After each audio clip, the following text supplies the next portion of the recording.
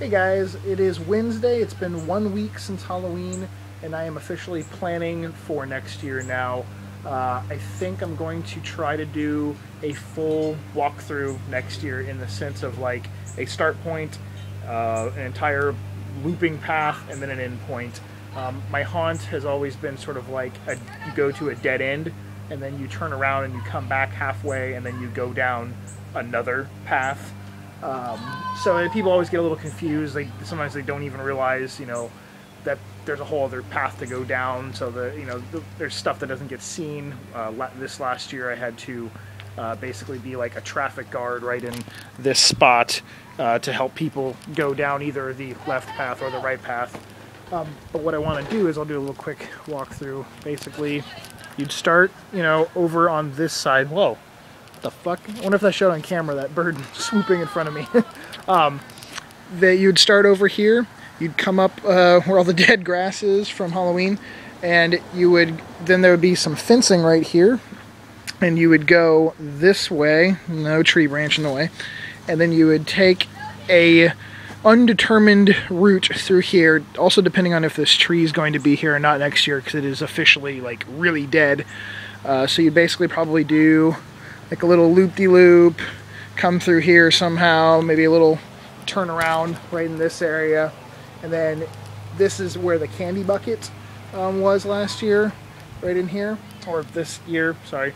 I'm thinking about cutting out this tree right here, and then you would make a sort of a tight squeeze right through here. And then you would, obviously, I would trim all this stuff back a little bit, and then you'd come along the side of the house, and you would be up against where the ghost window was. Now, if you're this close to this window, and you could look in, having ghosts inside there and the whole rig, it would be stupid. You'd be able to see everything. So, I don't think I would do a ghost window next year. I probably would just have this boarded up. With probably just the boarded section that I did in that window. I think they're the same size. I would just move that over here and then have an actor inside this window, maybe with the flash cracker, and have them scaring. So then you would probably come around these palm trees, and I would have this whole area sort of like netted off or whatever, and there'd be a little scene in there.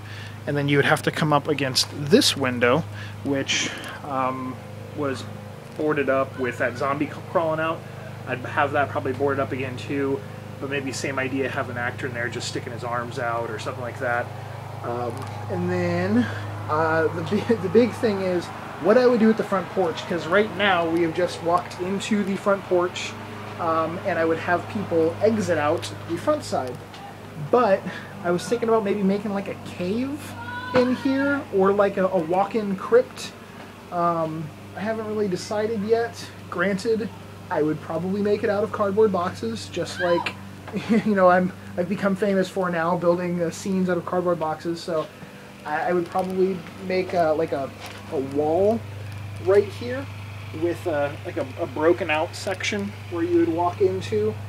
And then I don't know what I would do in here though. I don't know if I would like do like a crypt and just have kind of rows of holes in the wall with skeletons and candles in there, and maybe like a scare over in this corner, like have a part of the crypt wall like that you could push up like part of the cardboard and reach out, and then have the front part be just another busted out scene, or the actual entrance to it. Don't know yet. But I think that's the idea, is basically create a structure in here with a ceiling, or at least maybe not a ceiling, but maybe just a netting ceiling that you would just walk into. And it would be just like a quick little walk-in. You'd basically walk in, you'd do an L, probably walk right to the front part of the sidewalk, which is right there, and then walk right out. So like I did last year, and I actually used, I don't know if some people noticed, but I did use your ideas. We got almost an entire full year now for ideas with this. Last year, some people gave me ideas of hanging like skeletons in like the cargo netting or the boxes, and look, I used it. I know that was a female, a lady that gave me the idea. I don't remember if it was Emerald Gypsy Heart or shit. I would be just taking guesses, but some a lady gave me that idea, and I ended up using it. And there was some other ideas with like the sewer I used. So feel free to give me some tips or some thoughts on what I could really make this front porch. Like the fact that you'd be walking through it.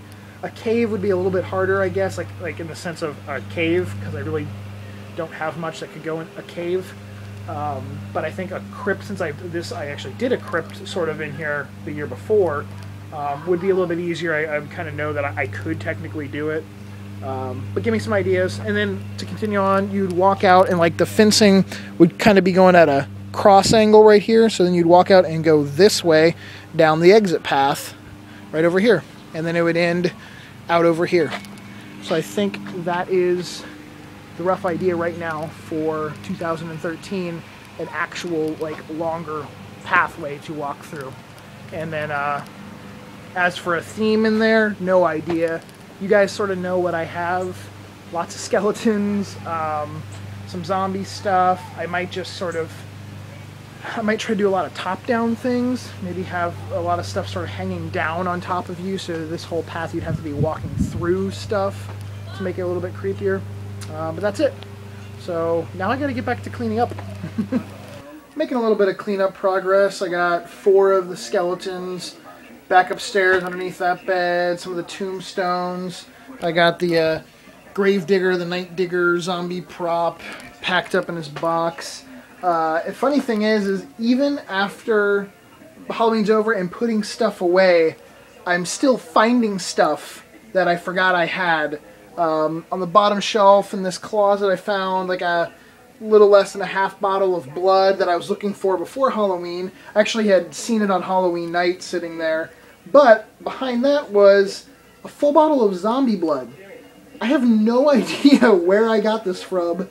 And I remember when I was at Target, in the Target Halloween video I did, I picked up some zombie blood and was like, oh yeah, Steve from Steve Yardhunter 5 from YouTube. He was talking about this stuff, and I'm like, oh, that's cool. I was going to pick some up, but I didn't. And I had some. So I don't have any idea how the hell this got in my closet. It's been there at least since last year, if not longer. But that's kind of cool. Another fun find. I don't have to buy fucking blood next year. The only thing that really broke on Halloween was this guy's tongue. There was a ring that went through it and that you would hang like, a rope or whatever from. And that ring, unfortunately, wasn't through that little piece of metal in there, that little loop. It was actually more towards like the side over here.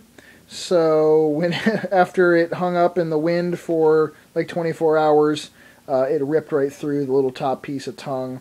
Not sure what I'm going to do. I might try to kind of glue it all back together and put some fake blood on it and try to make it like it was. Or I could always, like cut the end of the tongue off or something and bloody it up. But one thing I already did was I pulled all of this guy's hair out. He had really like weird looking plugs and I just didn't really like it, so it kind of pulled some of the paint off, but I can put some fake blood or whatever, or some paint on top of that. But I just think he looks a little bit better completely bald than weird silver plug hair shoved into just random little holes on the back of his head. So I got to do some work on him.